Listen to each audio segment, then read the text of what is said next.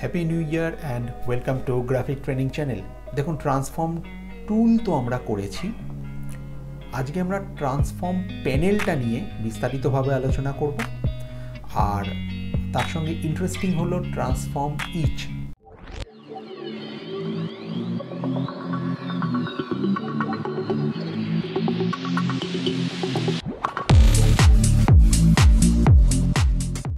প্রথমে উইন্ডো থেকে আপনার ট্রান্সফর্ম প্যানেলটাকে ওপেন করে নিন।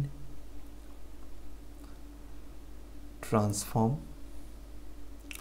এটাকে নিয়ে আসুন স্ক্রিনে। আচ্ছা, একটা কিছু ড্র করে নিই। আমি একটা স্কোয়ারই ড্র করলাম। আচ্ছা, এবার দেখুন, এক্স ওয়াই অ্যাক্সিস মানে পজিশন আপনাকে বলে দিচ্ছে। আপনি যখন এটা সরাবেন আপনার এক্স ওয়াই অ্যাক্সিসের পজিশনটা চেঞ্জ হবে, কোন পয়েন্টে আছে। এছাড়া আছে হাইট উইডথ। আপনি যখন হাইট বাড়াবেন, দেখুন অনেক রকমভাবে বাড়াতে পারেন। এক তো হচ্ছে আপনি এখানে কত পয়েন্টের হবে সেই পয়েন্টটা লিখে দিতে পারেন কিবোর্ডে। এছাড়া এখানে ক্লিক করে মাউস হুইল স্ক্রল করে এটা আপ ডাউন করে আপনি এটাকে ছোট বড় করতে পারেন। এছাড়া আপ অ্যারো বা ডাউন অ্যারো আপনি ইউজ করতে পারেন।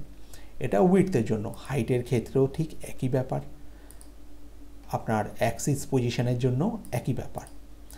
আচ্ছা, এবার দেখুন, আমি ধরুন একটা নিলাম 100 পয়েন্ট বাই 100 পয়েন্ট। এবারে দেখুন, আমি যদি এটাকে সিলেক্ট রেখে এখানে দেখুন একটা যে চেন লিঙ্ক দেখছেন, যেটা কনস্ট্রেন্ট করে নেয় হাইট আর উইডথ প্রপোর্শনেটলি ইনক্রিজ বা ডিক্রিজ করবে। যদি এটাকে আপনি ক্লিক করে নেন, তাহলে যখন আপনি যে কোনো একটা মানে উইডথ বা হাইটে মাউস রেখে যখন এটাকে ইনক্রিজ বা ডিক্রিজ করবেন, এটা প্রপোর্শনেটলি কমে বা বাড়ে। ঠিক আছে। তারপরে আসছে দেখুন এখানে আপনার রোটেশন। আপনি এখান থেকে এভাবে রোটেট করতে পারেন। এটা কতটা আপনি শেয়ার করবেন সেটাও আপনি দিয়ে নিতে পারেন। ঠিক আছে, এই অবধি হলো। আচ্ছা, এটা যখন আপনি রেক্ট্যাঙ্গেল প্রপার্টিজ এগুলো চেঞ্জ করবেন তখন এটা অ্যাজ এ সেই হিসেবে চেঞ্জ হবে। আমার এটা স্কোয়ার ছিল, এটা এখন রেক্ট্যাঙ্গেল হিসেবে কাজ করছে।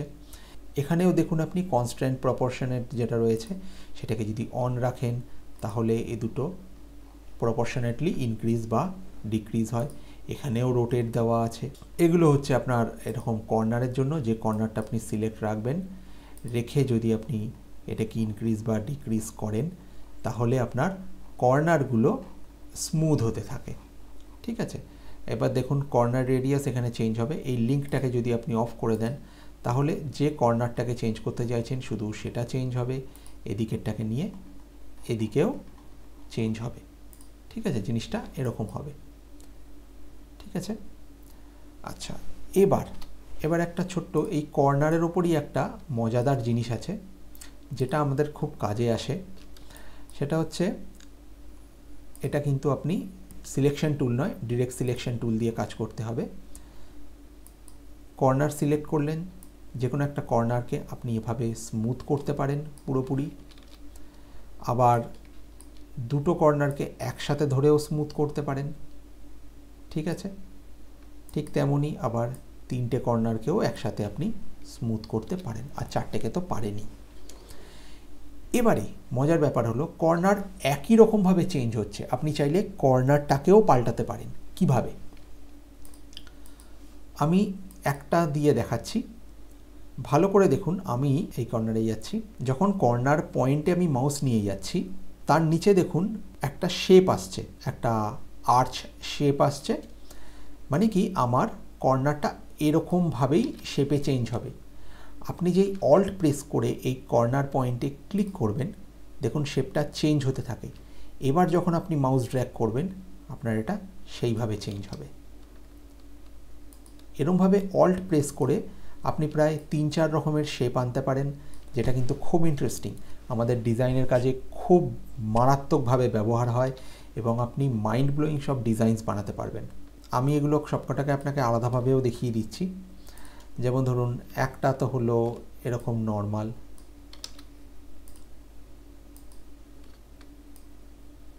এটা একটা ঠিক একই রকমভাবে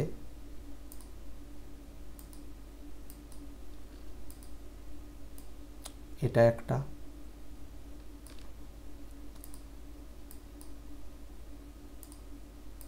আবার ঠিক একই রকমভাবে এটা একটা। দেখুন এইভাবে আপনি চেঞ্জ করতে পারেন কর্নার্সগুলো। আচ্ছা, এবার আসছি আমার নেক্সট স্টেপে। ধরুন আমার এরকম কয়েকটা মানে মাল্টিপল শেপ ড্র করা আছে, ঠিক আছে। আমি সব কটাকে একসাথে সিলেক্ট করলাম। এখানেও আপনি প্রপোর্শন মেনটেন করে বড় বা ছোট যা খুশি তাই করতে পারেন।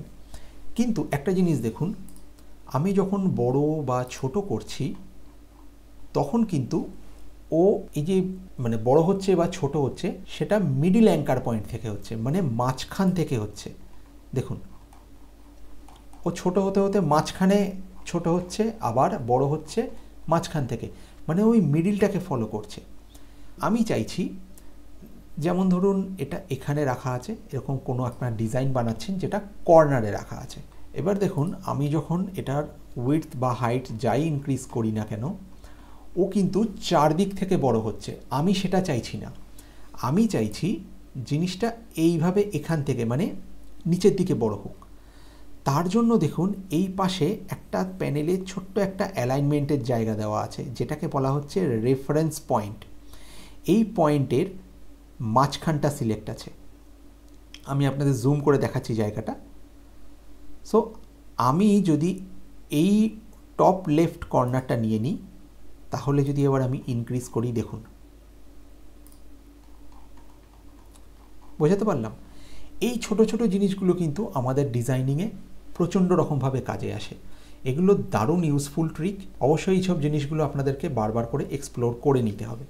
দেখুন এটা তো সম্ভব না আমার পক্ষে যে আমি পুরো সফটওয়্যার আপনাদের ধরে দেখাবো। আমি আপনাদের অ্যাজ এ মেন্টর আপনাদের গাইড করতে পারি, আর আমার যা নলেজ আমি ততটুকুই শেয়ার করব, বাকিটা আপনারা আপনাদের মতন এক্সপ্লোর করুন, ঠিক আছে। এটা গেল আমার মোটামুটি ট্রান্সফর্ম প্যানেলের ওভারভিউ। এবারে আসছি আমি ট্রান্সফর্ম ইচ। ট্রান্সফর্ম ইচে কি হচ্ছে, ধরুন এরকম মাল্টিপল আমার কাছে 3-4টে শেপ আছে, ঠিক আছে। এবার আমি এর উপর রাইট ক্লিক করলাম, ট্রান্সফর্ম থেকে দেখুন ট্রান্সফর্ম ইচ। সো কী হয়, আপনার কাছে এরকম একটা ট্রান্সফর্ম ইচের একটা উইন্ডো ওপেন হবে, যেটাতে আপনি কাকে কতটা হরাইজেন্টালি স্কেল করবেন, কাকে ভার্টিক্যালি স্কেল করবেন, সব এখানে আপনি পুট করতে পারেন। এবং এই নয় যে ওখানে যে কি হয় একটা প্রপোর্শনেটলি সব কিছু একটা সিস্টেম মেনটেন করে হচ্ছিল, এখানে সেটা হবে না। এখানে আপনি যেরকম যেরকম ইনক্রিজ করবেন শেপ ওভারল্যাপ হতে শুরু করবে, ঠিক আছে। আচ্ছা আমি এর স্ট্রোকটা অফ করে দিই, সরি ফিল কালারটা অফ করে দিই, তাহলে ভালো বুঝতে পারবেন। আচ্ছা আমি আগে না একটা শেপ দিয়ে দেখাচ্ছি আপনাদের, বাকিটা আপনারা বুঝেই যাবেন। Right click, transform, transform each. এখানে দেখুন এটা আমার 100% শেপ, আমি ধরে নিন 120% দিলাম, এটাকেও দিলাম 120। আমি কোনো মুভ করাচ্ছি না। হ্যাঁ এখানে আমি অ্যাঙ্গেল পুট করছি, অ্যাঙ্গেল ধরুন 10 ডিগ্রি। আচ্ছা ট্রান্সফর্ম অবজেক্ট ট্রান্সফর্ম হবে, যদি কোনো প্যাটার্ন থাকে সেটাও ট্রান্সফর্ম হবে, মানে ধরুন আপনার শেপের মধ্যে কোনো প্যাটার্ন অ্যাপ্লাই করা আছে, এগুলো আমার সব আগের ক্লাসে হয়ে গেছে, দেখুন ওপরে লিঙ্ক আছে, যদি প্যাটার্ন রিলেটেড কিছু জানতে চান সেখান থেকে দেখে নিতে পারেন। স্কেল অ্যান্ড স্ট্রোকস এফেক্ট, যদি স্ট্রোকস থাকে বা কোনো এফেক্ট থাকে সেগুলোকে স্কেল করবে কি করবে না সেটা জিজ্ঞেস করছে। এখনকার মতন এটা আপনি অফ রাখুন। হ্যাঁ যেটা আমি আপনাদের দেখাবো স্কেল কর্নার্স, এটাতে আমি আসছি। আচ্ছা রিফ্লেক্ট যদি রাখতে চান রাখবেন, reflect X axis Y axis আছে, এছাড়া আছে র্যান্ডাম, র্যান্ডামটাও আমি আসছি। সো এখনকার মতন ওকে না করে আপনি করুন কপি, ঠিক আছে। দেখুন 10 ডিগ্রি রোটেশানে আর 120 ডিগ্রি হরাইজেন্টাল আর ভার্টিক্যাল এক্সপ্যানশানে একটা শেপ তৈরি হয়েছে। এবার আমরা কি জানি কন্ট্রোল ডি হচ্ছে সেই স্টেপটা রিপিট করবে, লাস্ট স্টেপটা রিপিট করবে। আপনি এটাকে সিলেক্ট রেখে কন্ট্রোল ডি প্রেস করতে থাকুন, দেখুন। সো এরকম মজাদার বেশ কিছু জিনিস আপনার সামনে তৈরি হয়ে যেতে পারে। সো এই ট্রান্সফর্ম ইচের যে প্যানেলটা, এই প্যানেলটা কিন্তু খুব ইউজফুল। আচ্ছা, এবার আমি কয়েকটা কপি নিয়ে নেব একই জিনিসের, একটু মাল্টিপল অবজেক্ট দিয়ে দেখাবো। সবার আগে তো এটার স্ট্রোকটাকে করুন ছোট, 1 পয়েন্ট রাখুন। আমি ওই যেটা স্ট্রোক প্যানেলের কথা বলছিলাম, স্কেল কর্নার্স, এটাতে আমি আসছি। আগে আমি যেটা দেখানোর সেটা দেখাতে চাইছি সেটা দেখিয়ে নিই। ঠিক আছে, এ কটাই নিলাম। সিলেক্ট অল, ট্রান্সফর্ম থেকে ট্রান্সফর্ম ইচ। দেখুন 120 ডিগ্রি আমি রোটেট করিয়ে রেখেছি, মানে স্কেল করিয়ে রেখেছি, ওই জন্য স্কেল হয়ে এটাকে আপনি 100 ডিগ্রি করে দিন। ঠিক আছে, মানে 100% করে দিলাম। এবারে আপনি যদি এখান থেকে র্যান্ডাম মুভ করান, দেখুন প্রত্যেকটা শেপ কিন্তু র্যান্ডামলি নিজেদের মধ্যে চেঞ্জ হয়ে আছে। এখানে আমাকে কিছু করতেই হচ্ছে না। এটাও একটা খুব সুন্দর একটা প্যাটার্ন ডিজাইন আপনার জন্য হতে পারে। অ্যাঙ্গেলটাকে শুধু আপনি চেঞ্জ করবেন। এখানে র্যান্ডামে যদি থাকে, দেখুন আপনি অ্যাঙ্গেল আপনার মতন যেটা খুশি ইউজ করুন, ও র্যান্ডামলি সেই অ্যাঙ্গেলের ওপরই চেঞ্জ হতে থাকবে। সো আপনি দিয়ে দিন 30 ডিগ্রি, 30 ডিগ্রিতে রইল। আপনি যদি মুভ করাতে চান, মুভও হতে পারে। এবার আপনি র্যান্ডাম অফ করে দিন।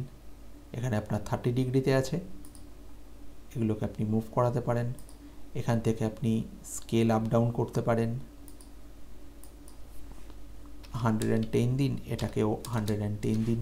ঠিক আছে, সো এইভাবে আপনি ট্রান্সফর্ম ইচ ইউজ করে চেঞ্জ করতে পারেন। এবার দেখুন সবকটা একই দিকে মুভ করে আছে। আপনার যদি মনে হয় যে কয়েকটা শেপ, আমি সিলেক্টেড শেপ, সেগুলোকে আমি উল্টো দিকে মুভ করাবো, মানে রোটেশনটা উল্টো দিকে হবে, তো আমি কয়েকটা র্যান্ডামলি সিলেক্ট করে নিচ্ছি। এক্ষেত্রে কি করতে হবে, আপনাকে সিলেকশনটাকে করে নিতে হবে। সিলেকশন করে না নিলে আপনি সেটাকে চেঞ্জ করতে পারবেন না, কারণ আপনি প্রত্যেক কটাকে ধরে ধরে যদি চেঞ্জ করেন তাহলে তো ছেড়ে দিন। আপনি মানে প্রত্যেকবার চেঞ্জে কি চেঞ্জ করবেন, এত সময় আছে না আপনি ডিজাইন বানাবেন। রাইট ক্লিক করুন, ট্রান্সফর্ম, ট্রান্সফর্ম ইচ। এবারে এটাকে করে দিন -30। দেখুন -30 ডিগ্রিতে বাকিগুলো রোটেট হয়ে আছে। সো ওটা ছিল 30, আপনি এটাকে 20 করে দিন।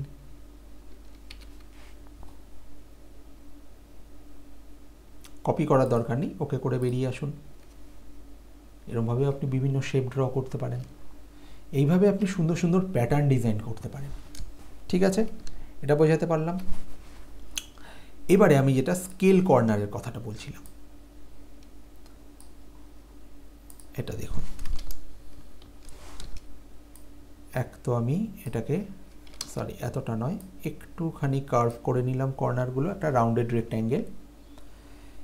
এবার যদি স্কেল, আচ্ছা দেখুন আমি যদি এটাকে বড় করি, ট্রান্সফর্ম করছি, কর্নারটাকে খেয়াল করুন, কর্নারটা কিন্তু ফিক্সড রয়েছে, কর্নারের মধ্যে কোনো চেঞ্জেস নেই।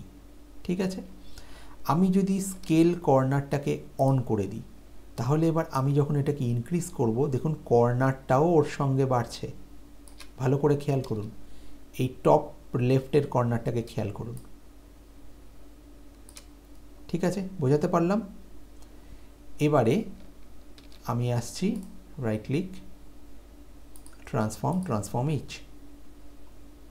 এগুলোকে সবকটাকে তো 0 করুন, এখন আমার এগুলোর কোনো দরকার নেই। এটাকে ভুলেও 0 করবেন না, তাহলে সব হারিয়ে যাবে। এটা বাই ডিফল্ট হচ্ছে 100%। এটাকে 0 করুন। আচ্ছা, এখানেও দেখুন স্কেল কর্নার আছে, scale stroke and effects of করে দিন কর্নারটাকে, আর এটাকে আপনি করে দিন 200%।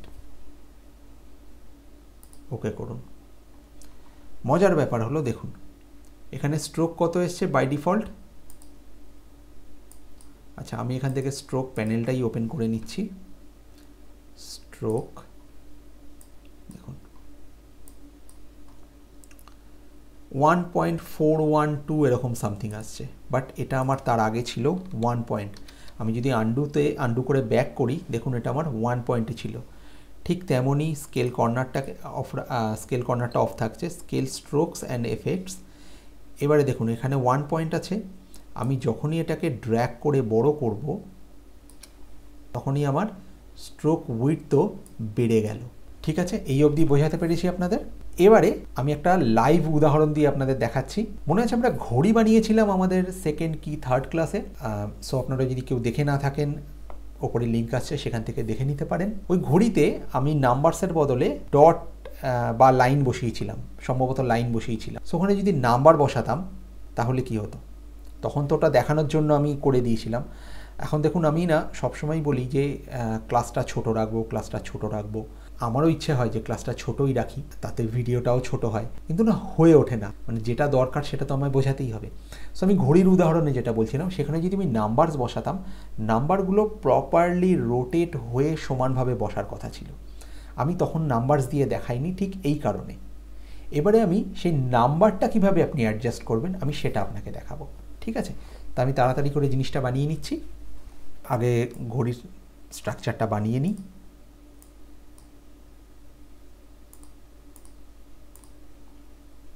ঠিক আছে, এটা গেল আমার আউটার স্ট্রাকচারটা। আর এর ঠিক আমি নাম্বারগুলো রেডি করে নিই। মাথায় রাখবেন অবশ্যই সেন্টার অ্যালাইনমেন্টে কাজ করবেন। কেন করবেন সেটা আমি বুঝিয়ে দিচ্ছি। এবারে রোটেট টুল নিন, অল্ট প্রেস করে এর সেন্টারে ক্লিক করুন, মানে সার্কেলের সেন্টারে 30 ডিগ্রি রাখুন। 360 ডিগ্রি হয়, তো 360 ডিগ্রিকে যদি আমি 12 দিয়ে ভাগ করি 30 ডিগ্রি আসে, অথবা 360/12 করুন, তাহলেও কাজ হবে। কপি করে দিন, এবার কন্ট্রোল ডি করে আপনি রিপিট করে দিন, করে দিলেন। এবারে দেখুন সিলেক্ট অল করুন, দেখুন সবকটা বেঁকে আছে, এগুলোকে সমান করতে হবে। আমার সমান কোনটা আছে, সার্কেলটাকে শিফট প্রেস করে বাদ দিন, আর যেটা সমান আছে সেটা হচ্ছে 12, সেটাকে বাদ দিন। বাদ দিয়ে রাইট ক্লিক করে ট্রান্সফর্ম থেকে ট্রান্সফর্ম ইচে যান। এখান থেকে তো আগে এটাকে চেঞ্জ করুন, এটাকে -30 দিতে হবে আপনাকে। -30 দিয়ে আপনি করে দিন কপি। সরি, কপি করবেন না, আপনি করবেন ওকে। -30 ওকে করুন। দেখুন এবার এটা ঠিক হয়েছে। এবার শিফট প্রেস করে এটাকে ডিসিলেক্ট করুন, করে কন্ট্রোল ডি মানে লাস্ট স্টেপটা রিপিট করে দিন। দেখুন এবার এটা ঠিক হয়েছে। আবার শিফট প্রেস করুন, ওটাকে ডিসিলেক্ট করলেন, আবার কন্ট্রোল ডি। এইটুকু স্টেপ আপনাকে করতে হবে আনটিল এই নাম্বার 1 অবধি, কারণ ওটা লেখাটা চেঞ্জ করলে নাম্বার 1ই আসবে। ঠিক আছে, যেটা হয়ে যাবে সেটাকে ডিসিলেক্ট করে নেবেন শিফট প্রেস করে, মানে শিফট প্রেস করে মাউস ক্লিক করে। দেখুন শিফট প্রেস করে আমি যদি এখানে ক্লিক করি এটা ডিসিলেক্ট হয়ে গেল। ঠিক আছে, এবার আমরা নাম্বারসগুলোকে পাল্টে ফেলবো। এটা 11, এটা 1। এবার দেখুন সেন্টার অ্যালাইনমেন্টের জন্য আপনার টেক্সট এদিক ওদিক যাওয়ার কোনো ব্যাপার থাকছে না। আমি এই জন্য বলেছিলাম যে সেন্টার অ্যালাইনমেন্ট নিতে। 8, 7, 6, 5, 4, 3, 2। ঠিক আছে, সো আমার মনে হয় আমি বোঝাতে পেরেছি আপনাদেরকে। আমার এই ক্লাসটা যদি আজকে আপনাদের ভালো লেগে থাকে অবশ্যই একটা লাইক করবেন, আর এই ক্লাস রিলেটেড যদি কোনো প্রশ্ন থাকে অবশ্যই এই ভিডিওর নিচে কমেন্ট করে জানান, আমি প্রত্যেকটা প্রশ্নের উত্তর দেব। সো আমাদের ইলাস্ট্রেটরে আর বেশি ক্লাস বাকি নেই, হয়তো আর 2-3টে হবে। তার মানে এই নয় যে ইলাস্ট্রেটর শেষ হয়ে গেল। ইলাস্ট্রেটরের টিউটোরিয়াল কিন্তু আসতে থাকবে, নতুন নতুন যা যা আপডেটস থাকবে আমি সেগুলোর উপরেও ভিডিও দিতে থাকবো। সো আমি চেষ্টা করি সবসময় যে ভিডিওটা যাতে ছোট হয়, ছোট হলে আমারও সুবিধা আপনাদেরও সুবিধা। সো আমাদের ট্রেনিংস শেষ হয়ে যাবে কিন্তু আমাদের টিউটোরিয়ালস বা প্র্যাকটিসেস চলতে থাকবে। তাহলে দেখা হচ্ছে নেক্সট ক্লাসে। Thank you.